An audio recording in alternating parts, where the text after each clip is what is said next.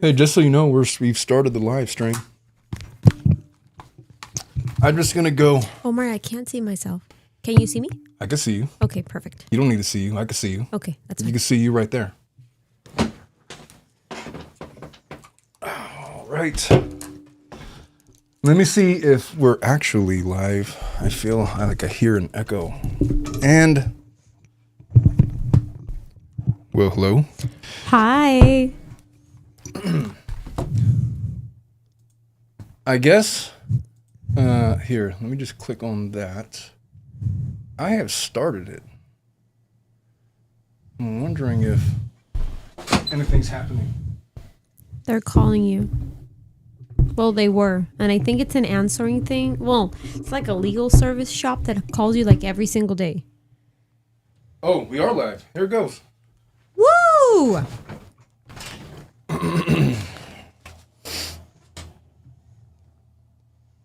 All right, let me cut that off.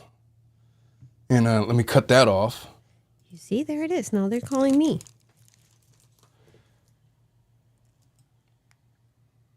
Welcome, everybody, to the Tilted Lawyer podcast. We are without producer Dominic this morning. And so Dominic, we miss you. I am managing our first ever live stream for the Family Law After Dark segment by myself. I'm joined in studio by Melissa Castro. You may remember her as Nicole Kessinger from our mock trial from about a month ago. She's back by popular demand. People seem to like what she had to say, which is debatable, but here we are. And so why don't we just jump right into it? Hey, Melissa, what do you think about all of this? Yeah, let's do it. Hey, there are people filtering in. Hey, for all of the listeners, I really apologize because I did not give anybody notice. I just said, you know what? We're doing it live. We're doing it now, and we're doing it. And so straight from the cuff, no cuts, no editing. This is just us, and we're going to go. And by the way, what's up, Marina? Where have I been? Where have I been, Melissa? God. What's my week look like? Barstow, Victorville, Riverside, San Bernardino.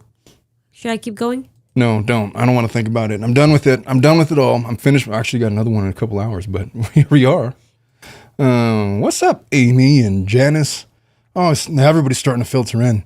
I think I didn't think it was going to show up, honestly, but here they all are. Well, you have a very popular demand, so I don't have a popular demand. I think you have a popular demand. Why don't we get started with Family Law After Dark? So, okay. And by the way, audience, if you guys have something you want me to review live on the air and you just got a quick question you want me to answer, now would be the time. I will do my best to try to keep up with all the comments and do this as we go. And I apologize for the crude nature of this. This is not what I normally do. I usually have Dominic here and he's running all of the back and forth. I'm trying to figure out how OBS works and all of this. Do you want to start with the divorce finance question or no? Yeah, why not? Really? Yeah. No. Let's start with You have something something different? Okay. Let's start with the best advice you have received about dating after divorce. Now, I started to get into a little bit of this with you before we went live, and I had some very poignant opinions, and you were ready to slap me in the face. But what do you think? What would you advise to somebody? Now, you yourself, to preface this, have never been married, although you're about to be married. Mm-hmm. Never been divorced, obviously. No. But you have yourself at one time been a single person. Mm-hmm. What advice would you give to people that are looking to date after divorce? Be honest. That is the one and single advice I will tell you. Please be honest, because of course I can't say names, and I'm not going to say names. But I've had friends who have been married and are currently divorced, and they lied about it to when they started dating again because they thought that people were going to judge them or that person was going to judge them. And then, of course, you can't cover the sun with your fingers. That's a Hispanic phrase, but I'm going to say it in English. You can't just... Yes, you can.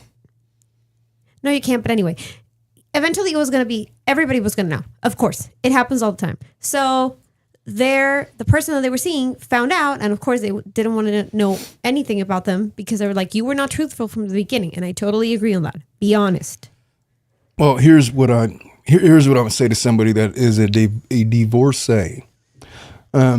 You're going to go out there and you're going to want to go crazy and, be a single person for a while, and that's fine. Mm-hmm. You have to temper your expectations versus the expectations of others.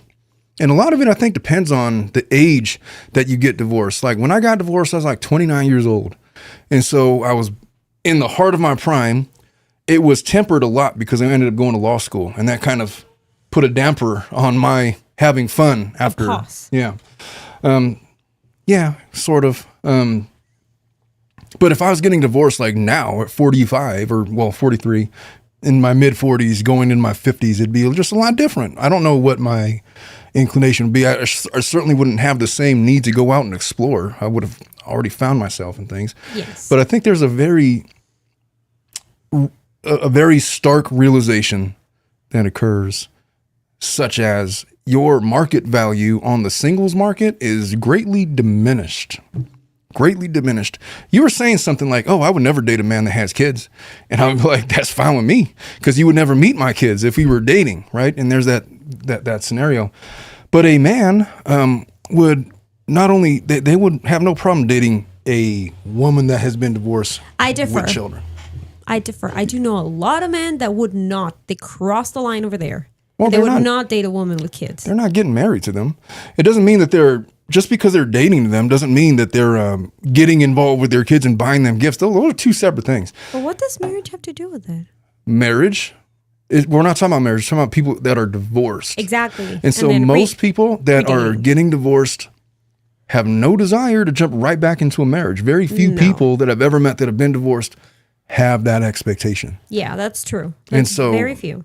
Whether or not you have children to me is irrelevant. Like, I wasn't concerned about anybody else's children's status. Although I did tell my wife that if when I had met her, she had children, we would have probably never worked out.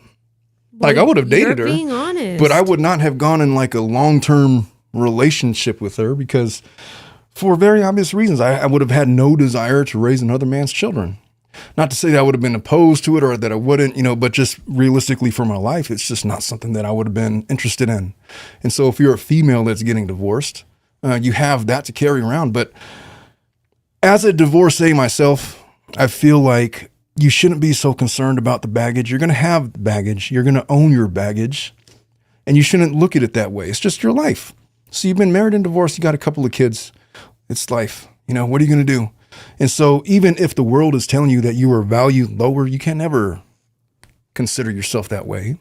And your objective when you're getting back into the dating scene as a divorced person should not really be focused on any one thing. Like, I feel like when you are single for the first time and you're young, well, let me just ask you, you're about to be 30 years old.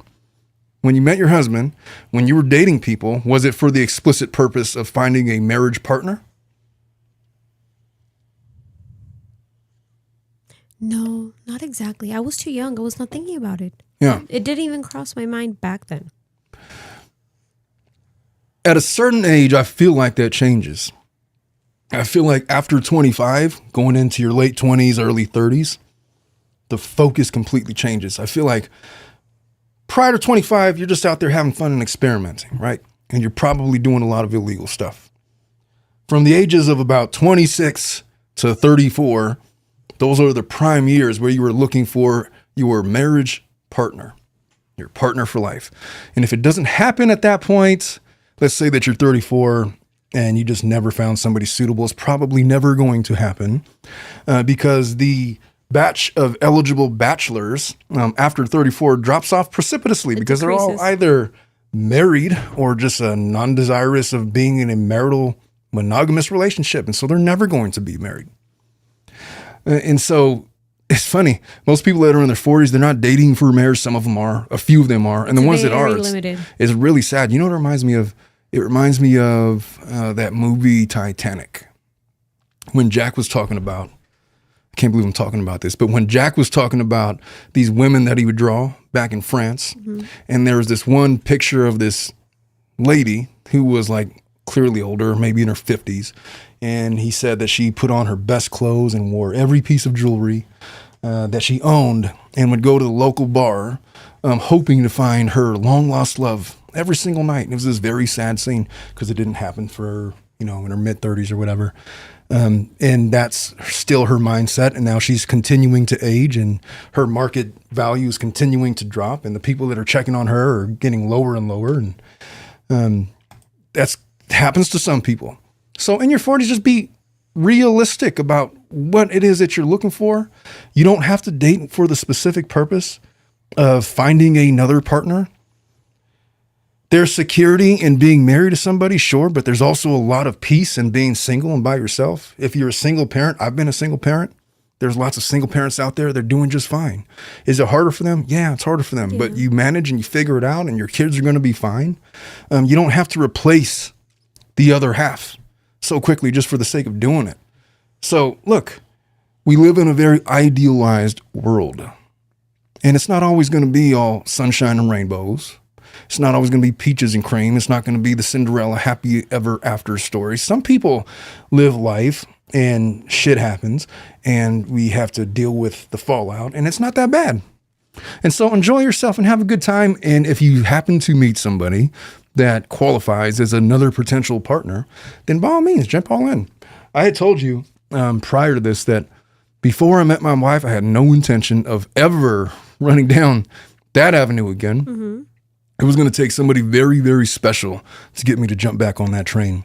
And when I found it, I had to make a decision. Was I going to go be the most interesting man in the world and to go travel to Europe and like be like this rich lawyer? And not that I'm rich, but like, imagine my income now like triple because I wouldn't have had wife and additional children. Expenses. Yeah.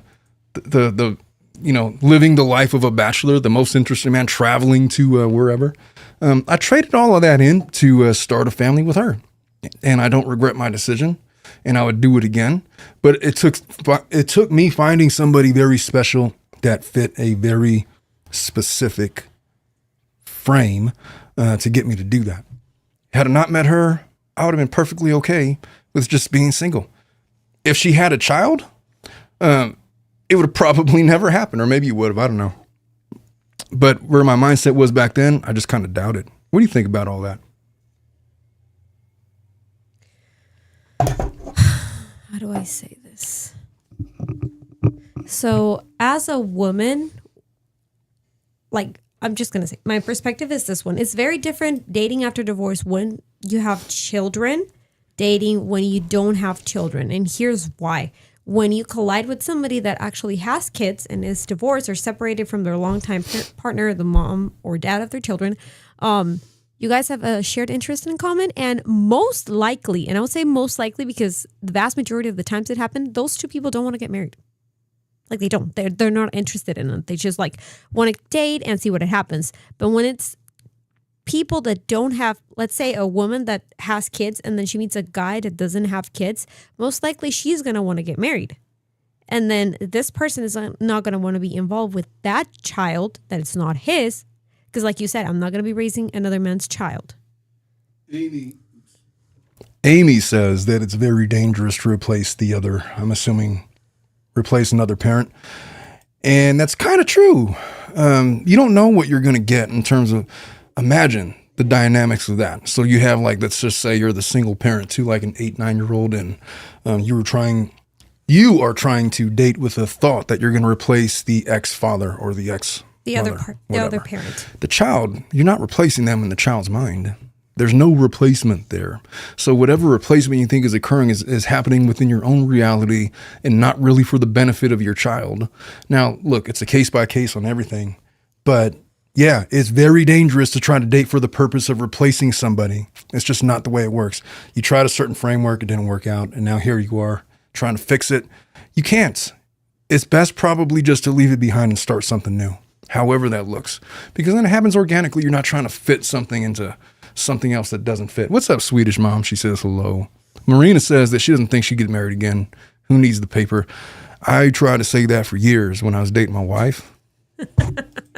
Didn't really work out, but it is what it is. So my advice to people that are dating after divorce is to just keep it simple, take it slow. Do not date for a purpose Dating for a purpose is a spiritual fallacy that will ultimately disappoint you. So just date with the expectation that, hey, maybe something magnetic will happen. Yeah. And you'll live happy and free. And you know what? There's nothing wrong with that. If you should meet somebody that checks all the boxes, then go for it. But don't feel like you're a failure if it doesn't happen. You've already been down that road and didn't work out. Let's move on to another one. So this person is thinking of getting divorced, and they need finance advice. And they have all kinds of, all right. So I'm thinking of getting divorced from my wife. We have a son who's 9. Mm-hmm. We are currently a single income family. I need to have them live in our house and find a new living situation for myself. I might move in with a friend and pay rent for now. So here's our situation. Assets, we have combined $50,000 in liquid cash. A Roth IRA worth about $420,000. So let's start. Let's just take it item by item. So $50,000 liquid in cash. The second that you separate, you're going to take $25,000 of that and you're going to hand it straight to her. Mm-hmm. Doesn't matter what the source of that income is, assuming that that's earned during marriage. That's community property. 25 to you, 25 to her. And that 25 could be for her to, get a fresh start, have a buffer to be able to pay the bills, and you go get your own place, whatever. The Roth IRA, you say that's worth $420,000 is a little bit different because it depends on when that account originated. If it happened during the marriage, then whatever is in there right now, just hand half of that over to her right now. If that account originated before you guys were married, then there's a portion of that belongs only to you and a portion of that belongs to her. And what we usually do is call it a qualified domestic relations order in California. And they just figure out what the value of that account is, what belongs to the community, and what belongs to you individually. So that's pretty simple. He says, I have a fixed index life insurance thingy. He says thingy.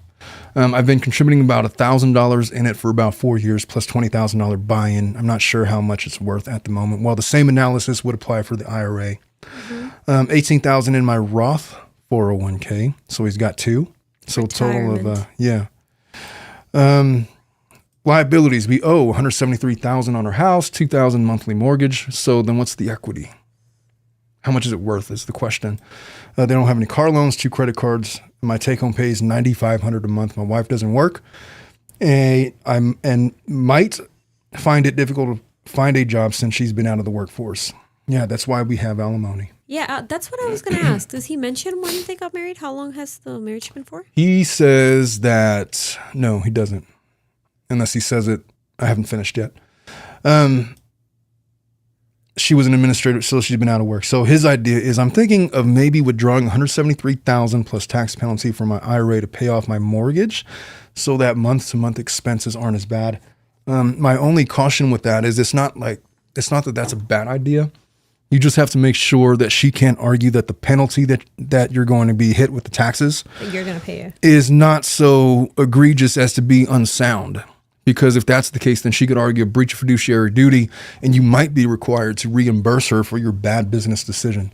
So if you're going to do something like that, you really should just bring that up to her and get her to sign off on it as a good idea. So that way she doesn't have to have the ability to make that argument, or some young attorney somewhere wants to make the argument and try to have everything on paper. That's the best thing you can do. Yeah, and if you're going to do something like that without her permission or without her signing off on it, then make sure that you get sound advice that is documentable. So if the issue arises at trial, you don't have to worry about her arguing the breach of fiduciary duty. So his worries is he has a son on college track. I would like to retire someday without having to become a Walmart greeter. I live in the Northeast, and I need to stay local in order to keep a relationship with my son. Well, that's up to you, buddy. Your son is going to be in college. He's an adult. There's not going to be any custody or visitation orders there. You want to keep a relationship with your son, then do it. Nobody's stopping you from doing that. You want to pay for your son's college, then by all means, that is your decision. You don't want to retire and become a Walmart greeter. I really can't help you there. I'm just saying that if you want to go forward on this divorce, it looks like it's going to cost you about 25 plus 260. What's that? 285 plus whatever half the value of that insurance that he's open, plus another $18,000 the R1K. It's going to cost you probably upwards of $300,000 that you're going to give straight to her straight away. If I don't know how much equity is in the home, if you want them to stay in the home, that's fine. You don't have to pay off the house if you don't want to, but you can. And if you do, you could do that from the community assets. That might save you some of the money. But then the issue is going to arise: who gets to keep the house once all this is said and done? You say you want them to live in that house forever. Do you want to put an expiration date on it? For example, I've worked out deals where I have arranged for people to stay in the house for the next 10 years while the child is being raised. And then upon graduation into college, then we're going to sell the house. Is that the idea that you have, or do you just want to give her the house? Because if that's the case, she has to buy you out. Whatever the equity in there is, if that house has a positive value, she's got to cut you half of the value if she wants to keep it. She wants to keep it. Yeah, assuming it's a community, obviously you're going to have to check with a North Carolina attorney to validate all of these things. But in a community property state such as California, which obviously doesn't apply to you, that's pretty much how the breakdown is. In community property states, they're splitting up community property basically like that. And if it's not a community property state, they have their own equitable principles that you're going to abide by, but they're pretty close to what you would have in any normal breach of contract case. So you're thinking the right way, but you really have to answer some questions for yourself. As far as the house, you got to put you got to flesh that out more. What do you want to happen to the house? As far as the 401ks, that's going to work itself out. That's a pretty finite number. You could, I'm assuming, get her to agree on those things. You have a really good idea to pay off the debt on the house altogether. That might benefit both of you. Just do not do it without first getting her to sign off if you can. And if you can't, then make sure that you have heavily documented financial advice that points in that direction. Otherwise, you're potentially opening yourself up to liability in the form of reimbursements for a potentially bad business decision. And that's all I really have to say to this guy. What do you think? What would you add for your 2 cents, Melissa? Do I even have you on camera? No, you've been on camera by yourself the whole time. There we go. I got you back. Anything to add, Melissa? Well, we don't know where he is. So North Carolina. No, well, did he say Northeast? He did say that. And then he said North Carolina. Maybe I misread it. Okay, I don't know if North Carolina is a community state like you said. Yeah, but we've had cases here before where one spouse was to keep the house and then they have to. I shouldn't even be asking you to weigh in on this. This is like lawyer stuff. You shouldn't be. Never mind on this question. We'll move on to a different one. She could participate. Excuse me. Yeah. Well, you're not supposed to be giving legal advice anyway. Yeah, I'm not. Don't take legal advice for somebody that's not a lawyer. 100% true. No. Okay. So here's one that you could participate in. All right. So this lady, this one is a doozy. 23-year-old female, just a baby. Her husband is 23 as well. She's unsure if she should get a divorce. Your baby's getting married. Wow. Hey, I did it. It's why I've already been divorced once. So we met when we were 9. I started dating at 12. Mind you, this was that middle school type of dating. I'm well aware. High school sweethearts. He cheated on me when we were 15 or 16. At this point, we were on again, off again, which continued until we were 17. Toxicos. I got a full ride to university across the country for athletics when I was 18. My first and only semester there, I hated the team and the coaches, and I had no friends. He flew out to visit me, and we got engaged at 18 years old. He flew back a little over a month later, and we had a courthouse wedding. I came home after the semester finished. He was 18, I was 19. He joined a very difficult, prestigious branch of the military. He left for 3 months, which was difficult, but we did fine. He came back for a few weeks and then left for a few more months for school for his particular job. During this time, I would later find out he signed himself up on Bumble and paid $50 in upgrades for more swipes. Have you ever been on Bumble? Is that how it works? Does it work like Tinder? You know, there's another Bumble that's like Friendship Bumble. I was on that one. There's one for dating and there's one for friends. Why would you go on Bumble for friends? This is a very lonely country. There's seriously like a Bumble just like, hey, you want to be my friend? I swear to God. You can like swipe on people, be like, hey, these are my interests. This is what I like. This is where I live. What's the average age would you say on Bumble for friends? Is it like Bumble for kids, like 15, 18? There's a Bumble for kids. I'm asking you. I don't know anything about Bumble. Okay, I don't know about that, but it's just like Tinder. You swipe. Well, he paid for $50 in upgrades. He paid for an upgrade. Okay. He insists he never met anyone from it, and no conversations that he had were Check ever his DMs. anything. Come on, man. You don't pay $50 with the intent to not talk to folks, right? Exactly. He also, again, and look, I'm not judging this young man. He's like a kid. I mean, He's a baby. Obviously, he's cheating on you. I mean, come on. 19 years old, monogamy at 19 years old. Could you imagine? I mean, just the mood swings between young folks at that age and the insecurities. You know, I feel like the root of all infidelities is rooted in insecurity. And if you're getting married to somebody that is sub 27, all of their prepubescent securities have carried on. You don't really get rid of those until you've lived life a little bit. And these children are still all... They were dating when they were 9. They met at 9, started dating at 12. 12, that's still elementary school. We're not even in junior high yet. And then they got engaged when they were 19, 18. When I was 11 years old, I had a girlfriend. Her name is Monica. And then we would walk to school together. But the way that we would walk to school is on opposite ends of the street. That's what I was going to ask you. I would walk with my group of friends. She'd walk with her group of friends. And then we would walk to school. And then we'd get to school. We'd never talk to each other. And then you guys could get We would communicate through letters.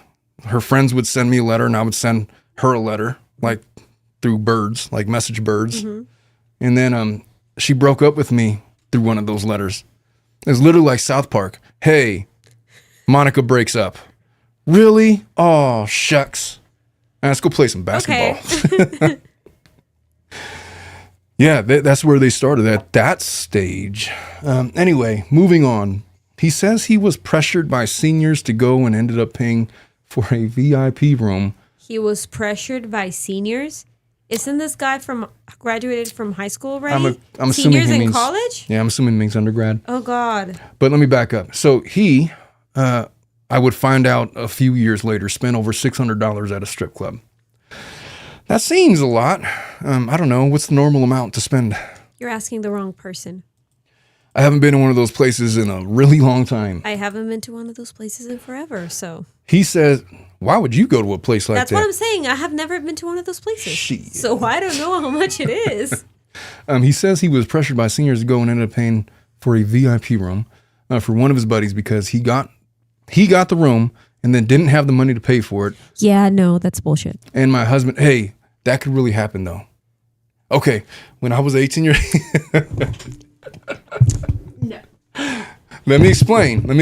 I'm going to pull out the acrylics on this. Okay, so when I was 18 years old, I went to a strip club for the first time. Mm-hmm. I had no idea what it was about. It was a bunch of naked ladies walking around, and then some lady comes up and asks me if I wanted to dance. It's like, yeah, let's go dance. And I'm thinking like she meant like at the high school prom or something, like dance to a song. And no, she sat me down in like a little booth and like started shaking herself and gyrating and all that kind of stuff. And, and then like 90 seconds later, she's like, do you want another one? I was like, sure. And so she did it again. And then, aren't those expensive? Afterwards, she was like, that'll be $60. It's like, $60? For what? I might have had like $60 for me, but if she had gone one more song over, I was broke for the night. All I'm saying is it's feasible that could happen if you're unfamiliar with those places. You don't know what you're doing, and nobody's there to show you the ropes. And my friends, I mean, what are they going to... Nobody warned me about what that meant. And I wasn't going to be admitting that, oh, hey, I don't know how this all works. Like the dork of the group. I don't know. So all I'm saying is it's not that fantastical. He's saying that he paid for his friend. Oh, is that what he's saying? I missed that part. That's what I understood. That he paid for his friend. One of his buddies, because he got the room and they didn't have the money to pay for it. And my husband said his friend was going to get into trouble. Okay. So that weekend, he would go up and down the coast going to various clubs and another strip club from what I've gathered. At 19, we moved to the States, got our first house together. At 20, he deployed.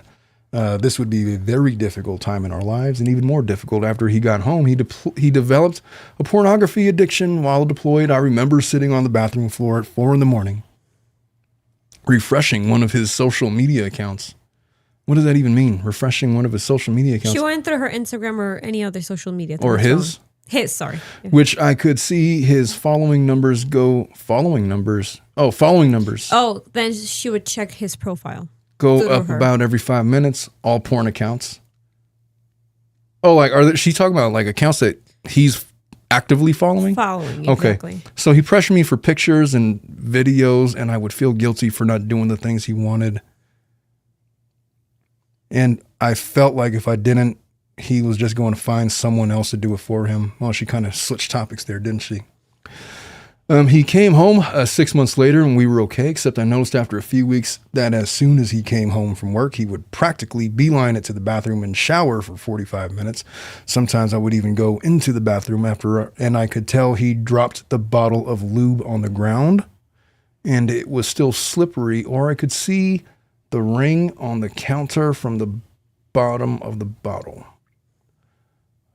What is she implying there? I can't say it out loud. You can. It's family law after dark. I mean, I don't know what she thinks is going on. Why would you need lube in the shower? Never mind. Never mind. Well, I don't know, but I believe that what she's implying is that every single time he would come from work. That's where I thought she was going at first, but then she talked about the lube thing, and then it was like there was a disconnect there. I was thinking like he's going in the shower to wash off perfume or something from somebody else, but then she's bringing up lube in the shower, and then she lost me. Let us continue. Mm-hmm. So I did my best to ignore it until one day I saw a charge on our account for $30 as someone with a very interesting name. I confronted him. He immediately looked away, took in a deep breath, brushed his hand through his hair, sputtered out a quick excuse that it was his buddy's wife who bought them all lunch during work. I don't know why, but I said okay, and I left it at that. He got up a few minutes later saying wow, you breathe so loud into the mic right now. I have so much to say. Oh, okay. I lost my place. He ran his fingers through his hair and told her that it was his buddy's wife who bought lunch for all of them. Something like that. Okay. Right. So I don't know why, but I said okay, and I left it at that. He got up a few minutes later saying he felt sick and went to lay down. I got a text from him an hour later saying he was sorry that he has developed a pornography addiction over deployment, and he sent money to a girl for her premium Snapchat or something.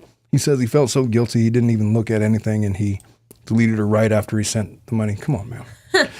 I realized that the day this transaction took place, he had bought me flowers. He has never done that before, not even on any special occasions. So from here on, the dates get confusing for me. I don't remember what happened first or when or how far apart, but I'll do my best to include. I feel like I don't need all this information. Gee, how much longer is this? It's really long. Okay. If this gets uninteresting at any point, just tell me to wrap it up. Sometime later, maybe weeks, maybe months, I woke up to a message from an old acquaintance on a certain social media. I think we were still 20 or maybe 21. I don't remember exactly what exactly she said.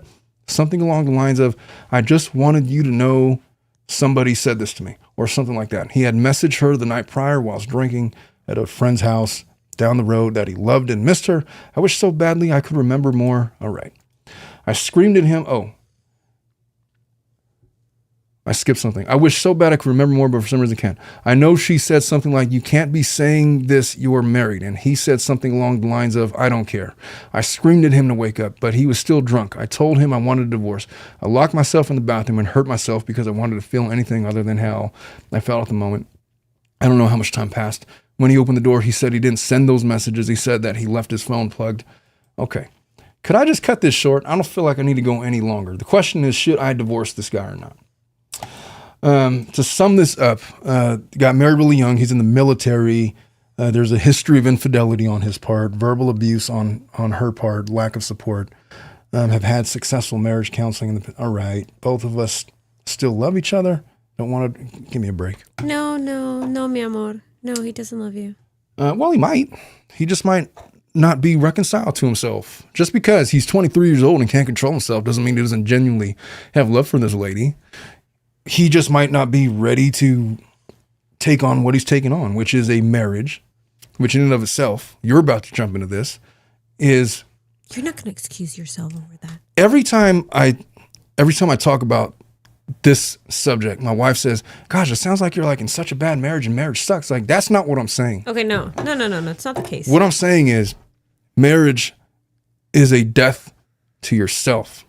It's a denial to yourself of your premium comforts for the sake of a family that you are building and raising. That requires a mature man in the relationship and a woman and a mature woman who is going to play a similar role. Mm-hmm. And you work together. And if he's effing around on these Bumble accounts and he's going to strip clubs and he's got this porn addiction and he hasn't filtered all of that out of his system yet, then he's not equipped. He's not up to the job. He can't do what you're asking him to do. And if you're going to hold him accountable for that and fault him for that, then you have to divorce him because he's 23. He's got probably another 6 years of growing up to do before he actually turns into a man. And hey, the spoiler alert is he may not ever get there.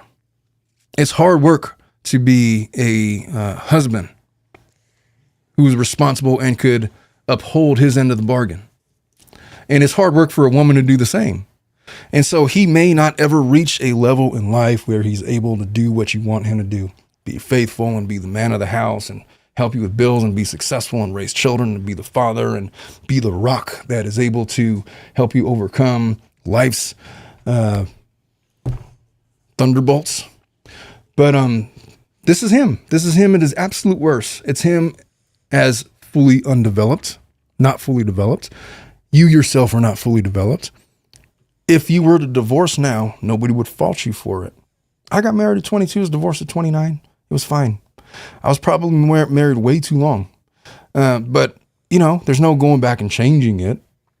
If I were to change anything at all, I would have probably got divorced when I was 23 and been like a lot happier for it and a lot less baggage, a lot less strife. But you have an opportunity right now, 23 years old, to correct a lot of your life in advance.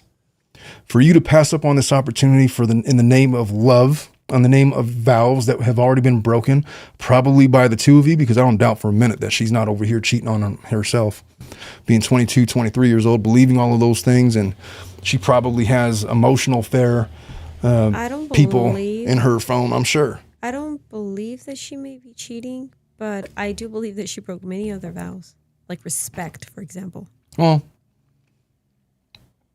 what level of respect could you have for your future husband knowing that he's done half of those things? Exactly. That's what I mean. Yeah. I don't know, man. But us girls, or not girls, women, I would say, I'm not going to talk about all women, but just in my opinion, for a woman to cheat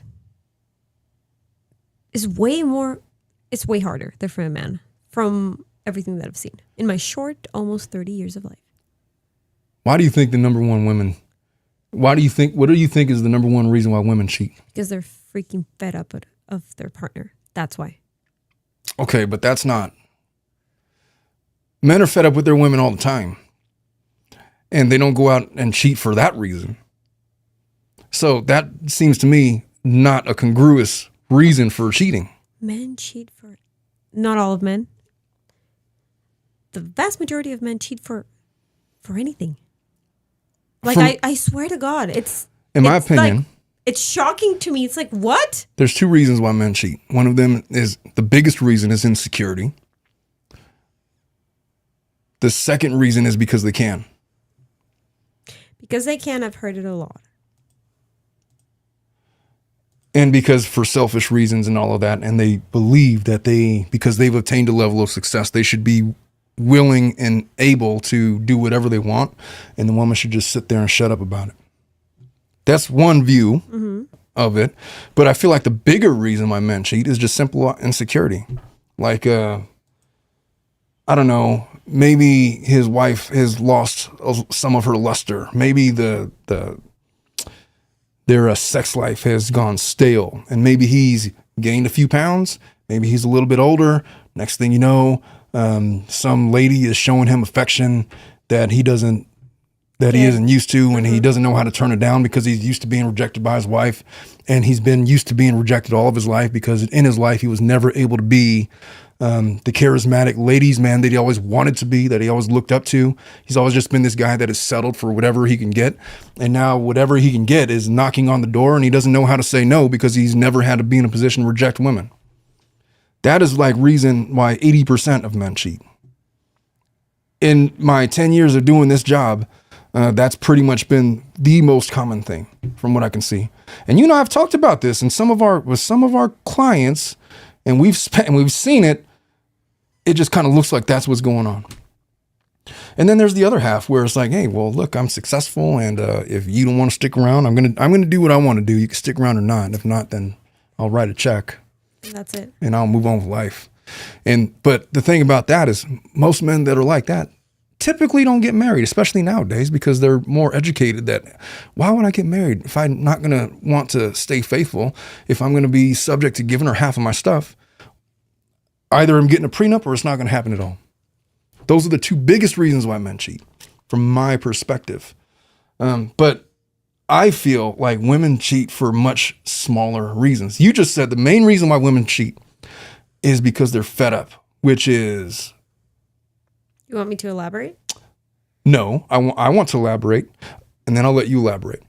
From my perspective, if that's the number one reason why women cheat, it's extremely weak-minded. Because it's not the same. Well, because a man at any time could go fed up with a woman. Men are fed up with women all the time, but it's never the singular reason why men cheat. But you guys' patience is like this. Our patience is like it's twice the size of this room. I disagree. 100% I disagree with that. Most men... Have a period and then speak to me about it. Oh my God. Put it this way. Most men do not have an outlet to communicate what's going on with them emotionally, internally, to talk about how they're fed up with their wife, how they're fed up with work, how they're fed up with the universe. They don't have an outlet to express those things because society has taught them to just STFU and get on with it. You're not allowed to, I don't want to see your tears. I don't want to hear you cry. I don't want to hear your whining complaints. But and for that reason, men have an enormous amount of patience because it's required to exist as a man in the world. And so the reason why a man will cheat is not because, will never be just because, oh, they're annoyed with their wife or they're fed up because of what. I'm not saying never. I'm just saying most of the time. It's not the most common. Yes. So I'll let you elaborate now after you heard my answer. I don't even want to read the comments. I don't know what people are going to say. I feel like I probably went out of bounds there. Well, Cape Brenton, drone pilot, says, I honestly believed it was harder for men I honestly believed it was harder for men to say they would not sleep with any other person for the rest of their days. In my opinion, much easier for women to want permanence. Well, Marina says she likes when we disagree. Yeah. Everybody says that Eliana never disagrees with me. They would prefer her to just put me in my place sometimes. I would love to have a podcast with her, just her and me. It's Puerto Rican Colombian Fury in one podcast. I will not listen to that podcast. That would be amazing. There's no chance. Pokey says, I'm more like a frat boy, but I'm a girl since birth. A frat boy? Yeah. I don't know what she means by that. I'm assuming just going out to explore and when I was a frat boy. Lorna says, I would never cheat. If I ever got to that stage, I would rather be honest with I feel like a lot of women are like that.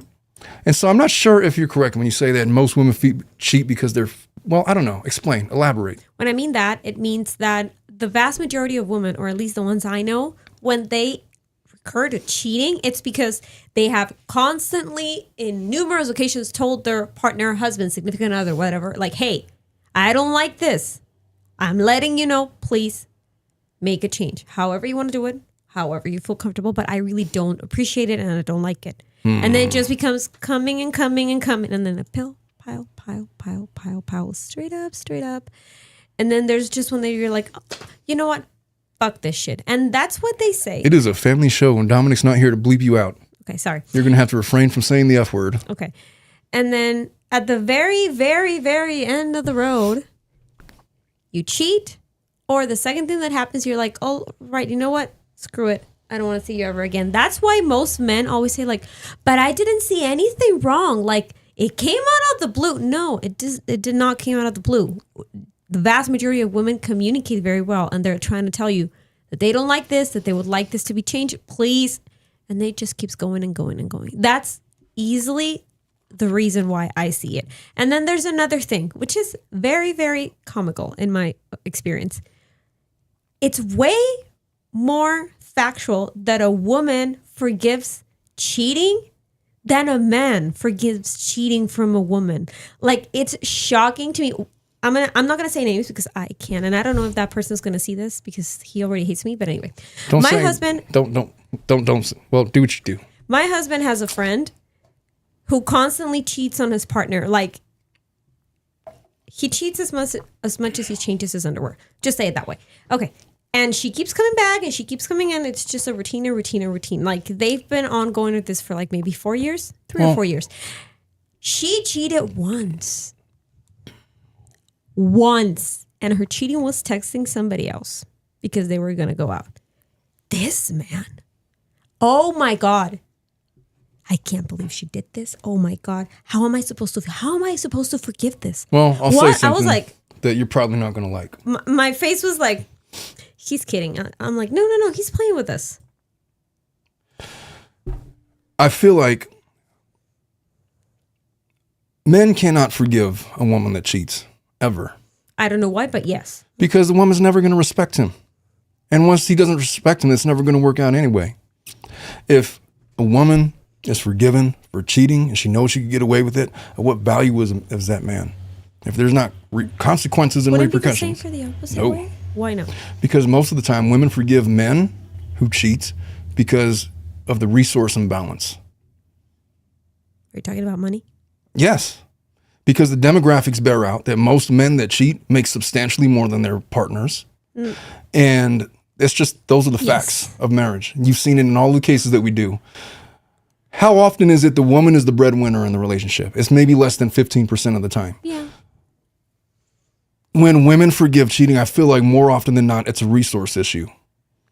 When men forgive women who cheat on them, almost every single time the woman loses, even if she goes back to him, she's going to cheat on him again. And she doesn't have any respect for this guy because there's a million other guys that would never accept that from her. And most women don't want to see that kind of weakness in their man because of resource issues.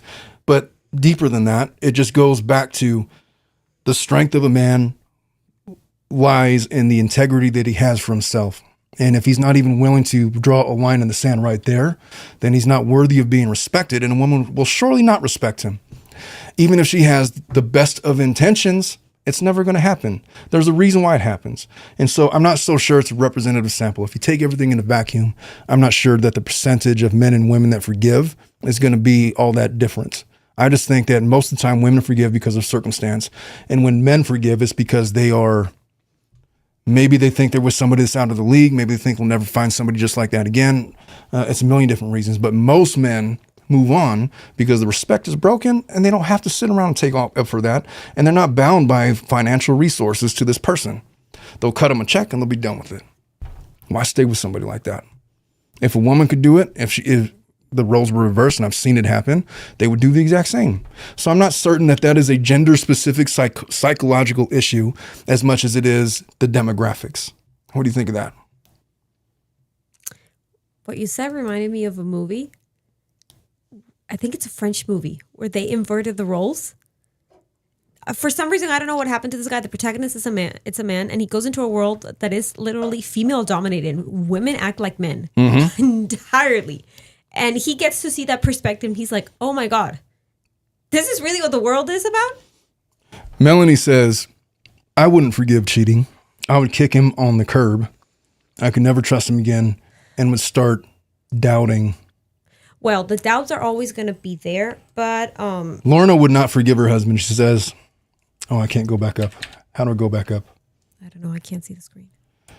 Lorna says, "Oh, I wouldn't forgive my husband if he cheated on me. It would never be the same. When the trust is gone, that is over." Yeah, That's that true. is true. When the trust is gone, either male or woman. Ricky gone. Robinson says, "I would never forgive cheating. I don't care how much money he has. Loyalty is everything." Cape Brenton Pilot. I got to learn how to read this person's name. Cape Brenton Drone Pilot. I'm just going to say drone pilot. Men do not like competition and do not tolerate a situation where they must compete for attention. That's true.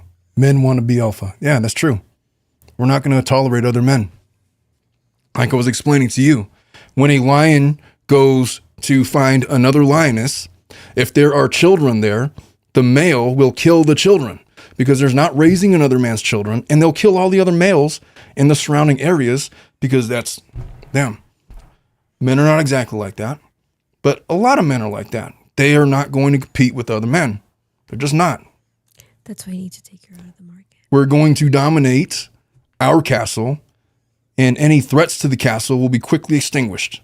That's most males' mindsets. I agree with Drone Pilot. But it's also true that if you don't provide a safe environment and you don't provide everything that the lioness actually wants, she's not going to accept him. Yeah, isn't that such a... Now, women do not have that same responsibility. Men do not generally care what the woman could provide. No, that's true. That is the pressure of that's placed on a man. And so when you say to me that most of the time it's, oh, because I'm not getting all of my needs met all of the time, I'm just fed up and therefore I'm going to go out and cheat. That's just not congruous with why men cheat. It's just not. It's not a reason why men mostly cheat for all the other reasons. But there's another thing as well. When men cheat, the majority of the time, there's no feelings involved. Women is the opposite. Yeah, and I don't pretend to know why that is, but you're 100% right. Men do not get emotionally involved with other people. No, it's very, very rare. Super rare. Yeah, it's you're right. And so, okay, I feel like we've covered this one. I think we should move on. Yeah, plus, because time is running out. I know. I don't know how long we've been going for. How long we've been going for? Does it tell me on this thing? It does not. You got to leave when? Like at 12:30? Mm-hmm. Okay, we got another 10 minutes or so. I don't know. Should I do one about jointly owned home and divorce advice? I could do that one. I could do one asking for general divorce. I don't want to do this financial one. All right, so here's the situation. I could use some financial advice. My wife and I are getting divorced. We've owned this home together for 4 years. Our mortgage is up for renewal in June. Renewal? I would ideally like to be able to buy her out of the mortgage, and this is something that she is interested in. We bought the house for $270K, and I made about $60,000 a year. I don't really have any expendable cash to be able to buy her out with. Also, we accumulated a little debt that we are still paying off that we began a consolidation program on several years back. I'm so bored with this question. I'll continue, though. She has been making payments on the debt and has a little less than 2 years left on the debt payments while I cover the mortgage payments. Is this something that is doable? She has been making payments on the debt that has a little less than 2 years left on the debt payments while I cover the mortgage payments. Or would I be better off trying to sell the home and we divide the money? And, well, it makes no difference if you sell the home. If you sell the home, you're still getting the same amount of money out of the house. If she wants to pay you, what you're going to have to do is get an appraisal for the house, and you're going to get half the equity anyway. She could do whatever she wants with her half. You could do whatever you want with your half. If there's community debts, you could agree to pay those equally and then just take whatever's left over. It literally makes no difference. That's all I really have to say to that guy. I didn't like that question. That was a very attorney Omar Serrato question. Yes, it was. All right. So I'm a female looking for a good divorce lawyer. Here's the rub. I really would like to do as much paperwork as I possibly can to deflect unnecessary charges. I'm a single... I'm a stay-at-home mom. He's an engineer, so unfortunately for me, he'd be able to nail me to the cross if he so desired. Oh, boy. I don't think he would, but people get weird in these situations. I'd love any advice from other stay-at-home moms. Well, here's the kicker. This person lives in California. you can request that he pays for your attorney fees. We've had cases where it's moms coming with checks from the other party because the judge approved their attorney fees. I'll tell you what. I lost what I was going to say. What was I going to say to this person? That you can ask the judge for him to pay. No, not that. Oh, yeah. She came into this. I want to do as much of the paperwork as possible. No. There's no attorney that's going to work with you like that. No. I'm not going to deal with your screwed up paperwork that I'm going to have to fix down the road anyway. You're either going to hire an attorney to do it all or nothing at all. Hey. If you want to do it yourself, then do it. Hey, what? Don't be so rude. To who? To whoever asked that question. Well, maybe they're trying to lower their no costs, offense to them. And I'm not saying that people can't do their own legal paperwork because they certainly can. But more often than not, when they try that and they get it wrong, we have to go in and fix it and do it all completely over anyway. We've had a couple of cases like that of the time. Recently. But there's also some cases that it's not that difficult. You can do that.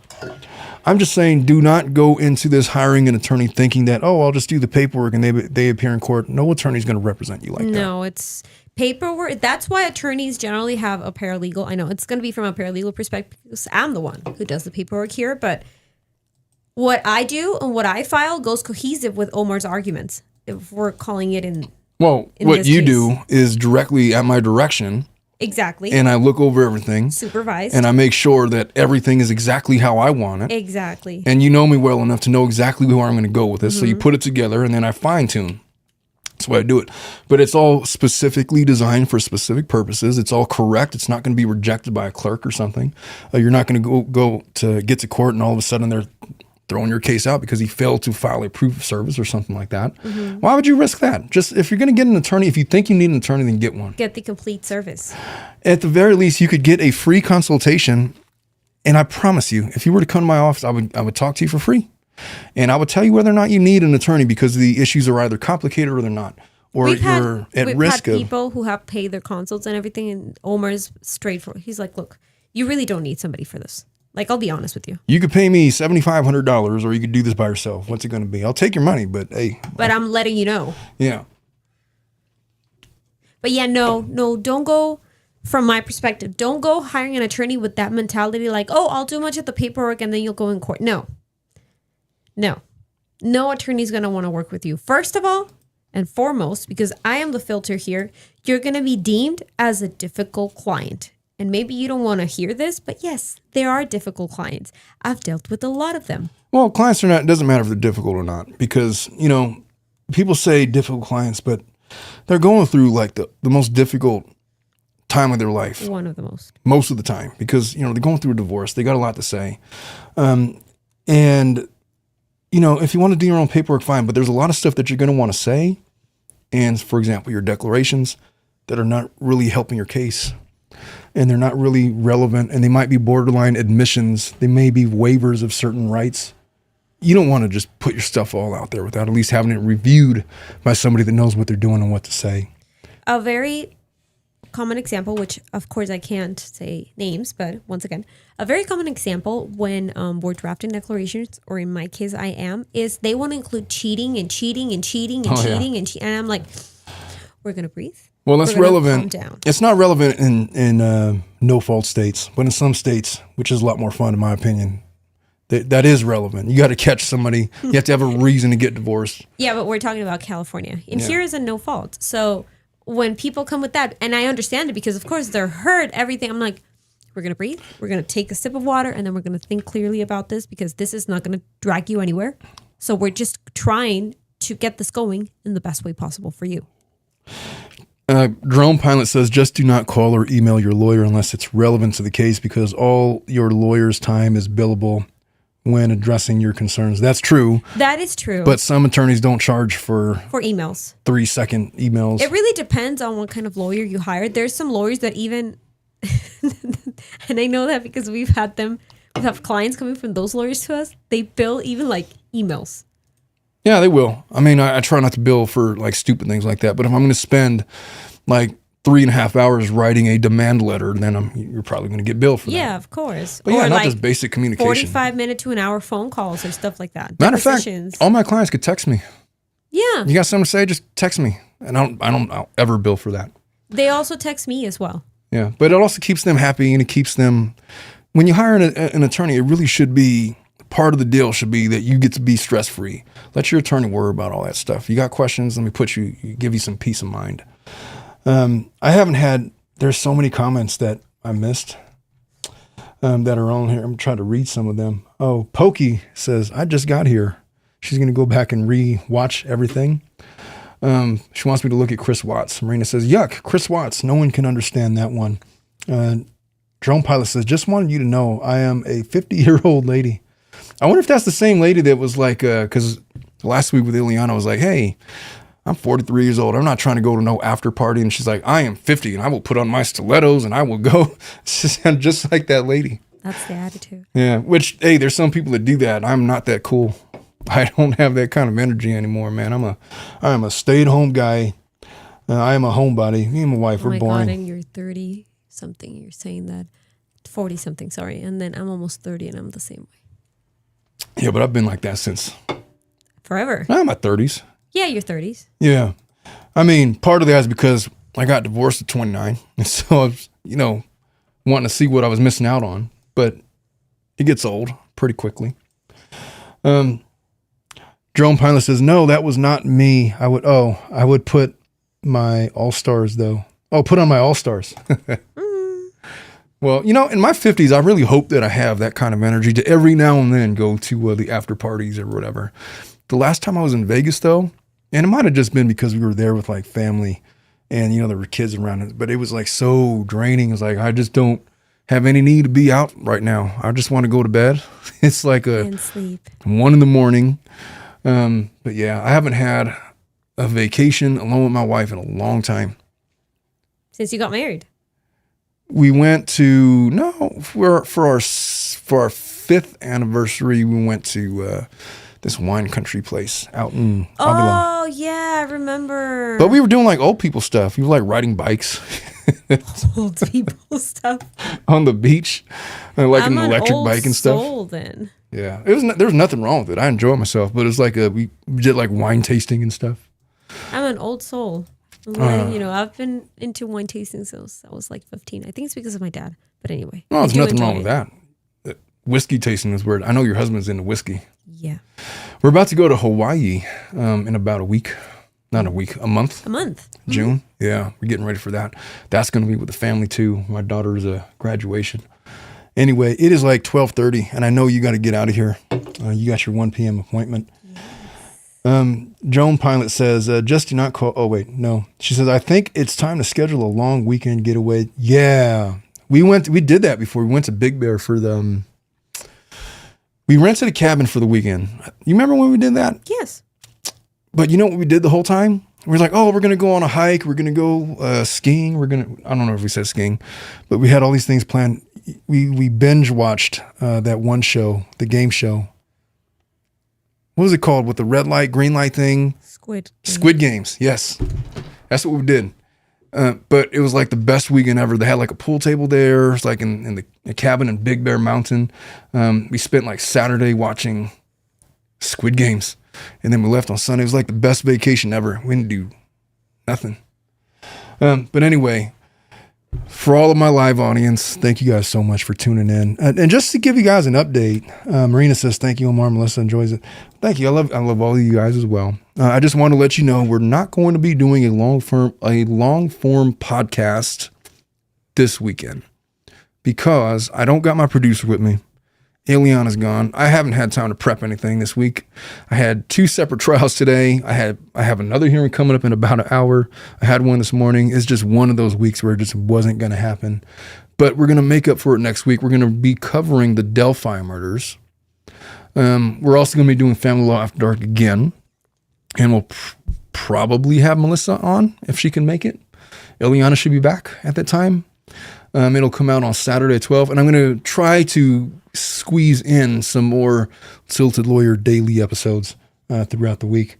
Hey, everybody can see you playing on your phone. I know. Just letting you know. That's one of the things about my job. About your generation. No, my job. If somebody's ever thinking about joining, like the legal field, I'm just going to tell you something that my husband hates when I say it, but it's true. You're going to be glued to your phone almost 24/7. I'll tell you what, guys. I am going to be dropping some videos about what's going on with the Karen Reed case.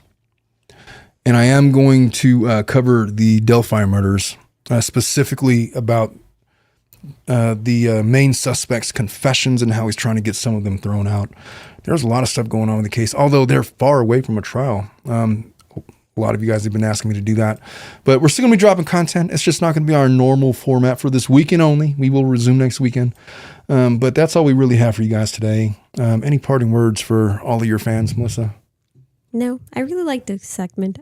Well, everybody likes you on the segment. That's why you're back on. So that's why you might become like a main feature. Saturday, 12 Pacific, next weekend is when we always publish our long form episodes. Dominic, I hope you're doing all right over there in Japan. Dominic, we miss you a lot. Stay safe. Let me know how I did by myself without your expertise. Yes, please give us feedback. All right, everybody. That's all I got for you guys. You guys have a wonderful weekend. Stay safe.